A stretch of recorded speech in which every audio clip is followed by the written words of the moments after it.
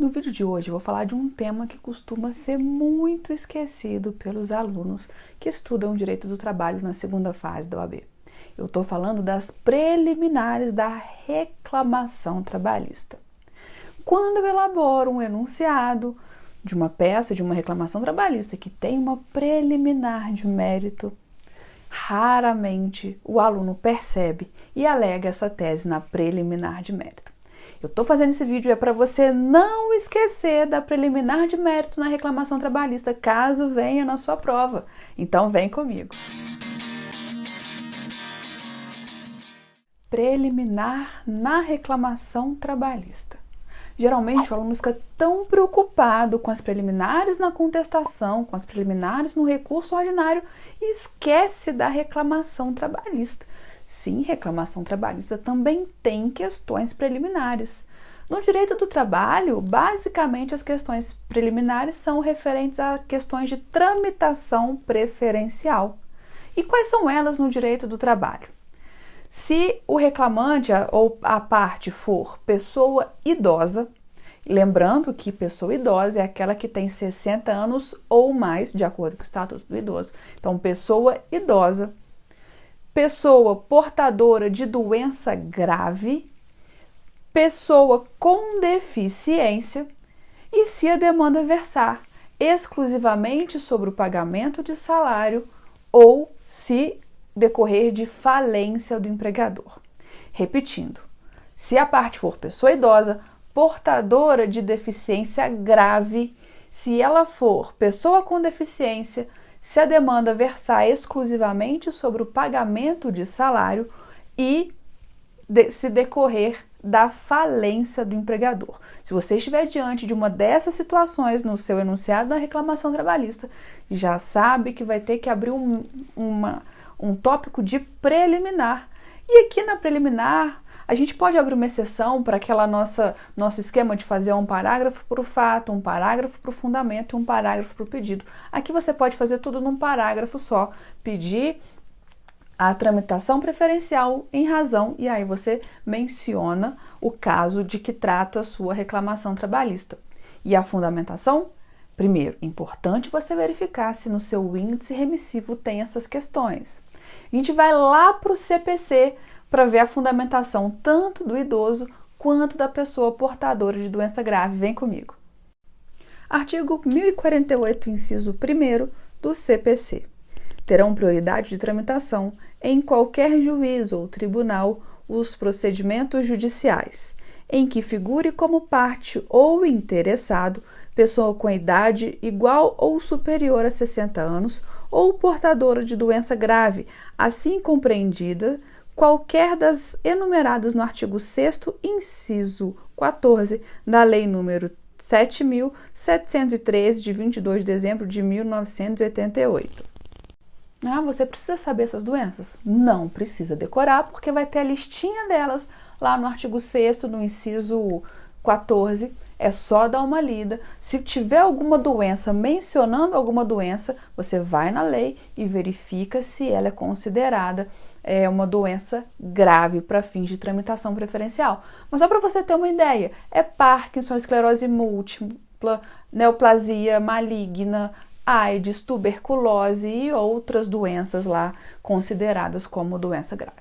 Se no enunciado mencionar qualquer tipo de doença, já se programa para ir na Lei 7.713 e verificar se está lá elencado nesse rol de doenças graves. O artigo 1048, inciso 1º do CPC, fundamenta tanto a questão da tramitação preferencial do idoso e do portador de doença grave. Em relação ao idoso, você também pode mencionar o artigo 71 do Estatuto do Idoso, que fala a mesma coisa, né? Em caso de pessoa idosa, eles devem ter preferência na tramitação processual. Em relação ao portador de deficiência, aí a fundamentação está lá no Estatuto da Pessoa com Deficiência, no artigo 9º. Olha só o que estabelece o artigo 9º. Artigo 9º, inciso 7. A pessoa com deficiência tem direito a receber atendimento prioritário, sobretudo com a finalidade de tramitação processual e procedimentos judiciais administrativos em que for parte ou interessado em todos os atos e diligências. Já quando a demanda versar exclusivamente sobre pagamento de salário ou decorrer da falência do empregador, a fundamentação legal está na CLT, no artigo 652, parágrafo único. Leia comigo. Artigo 652 da CLT, compete às varas do trabalho, parágrafo único. Terão competência para julgamento os dissídios sobre pagamentos de salário e aqueles que decorrerem da falência do empregador, podendo o presidente da junta, a pedido do interessado, constituir processo em separado, sempre que a reclamação versar também sobre outros assuntos. Então, lembrem, questões preliminares na reclamação trabalhista, tramitação preferencial. E quais são elas? Repetindo para ficar na sua cabeça: pessoa idosa, pessoa com deficiência, pessoa portadora de doença grave. E quando a demanda versar sobre o pagamento de salário ou decorrer da falência do empregador.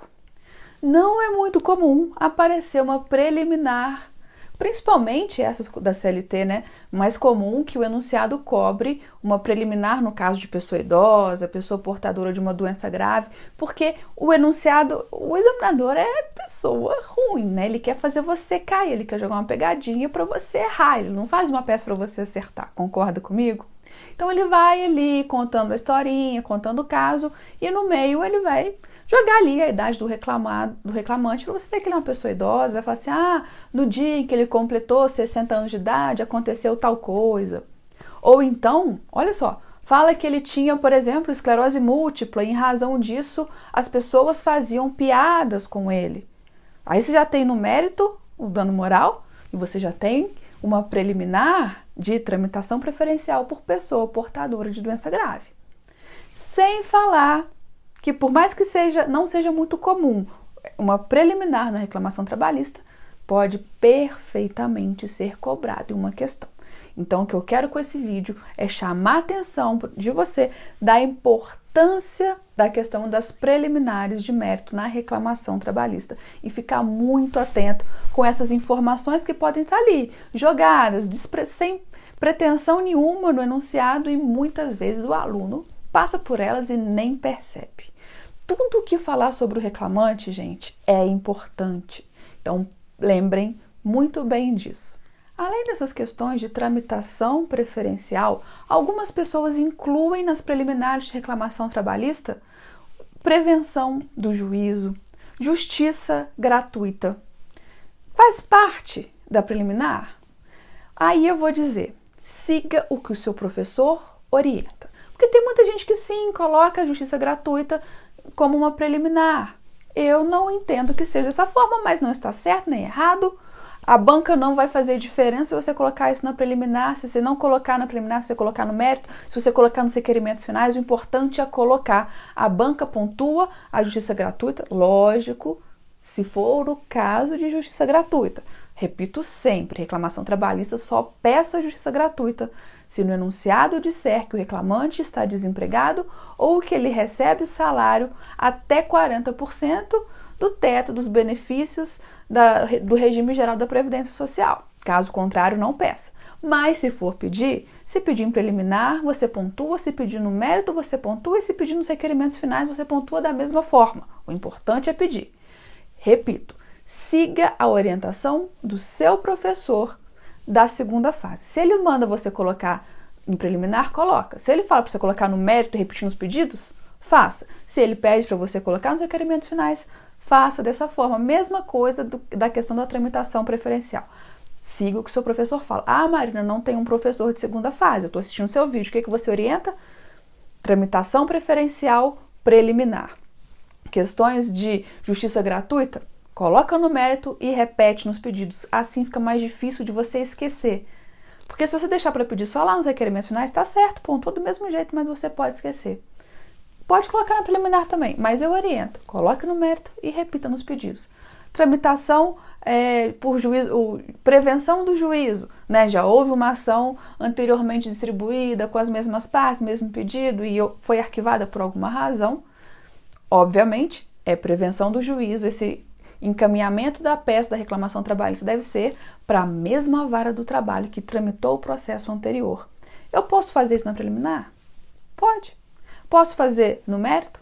Pode. O importante é você pedir a prevenção do juízo e pedir novamente lá nos requerimentos finais. Lembrando sempre, é o que eu faço questão que você lembre.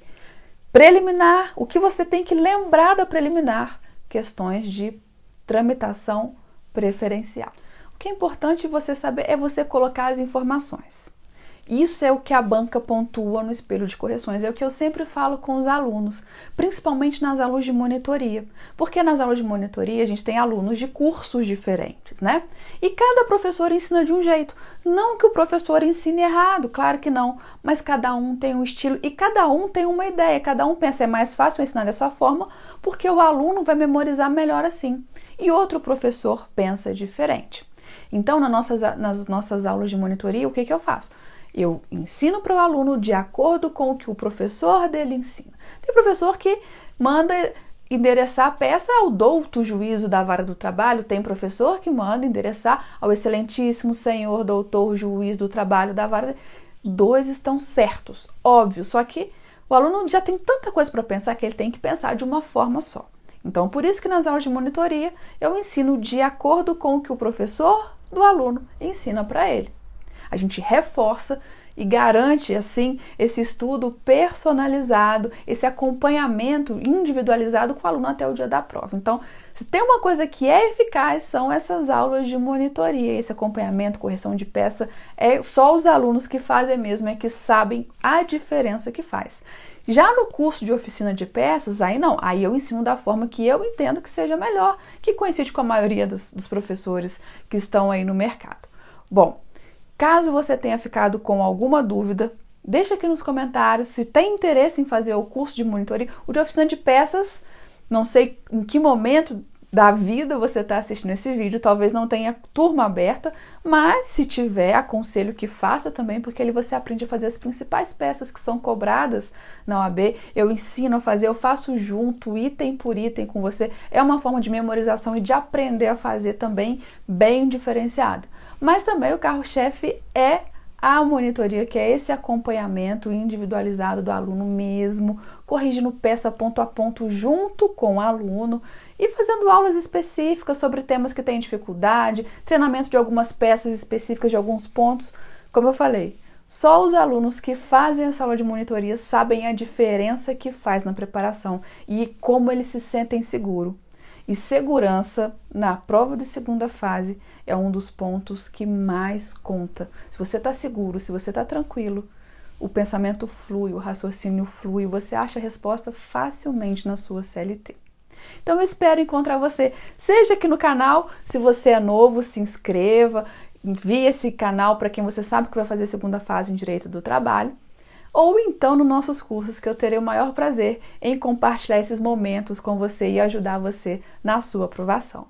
Até lá!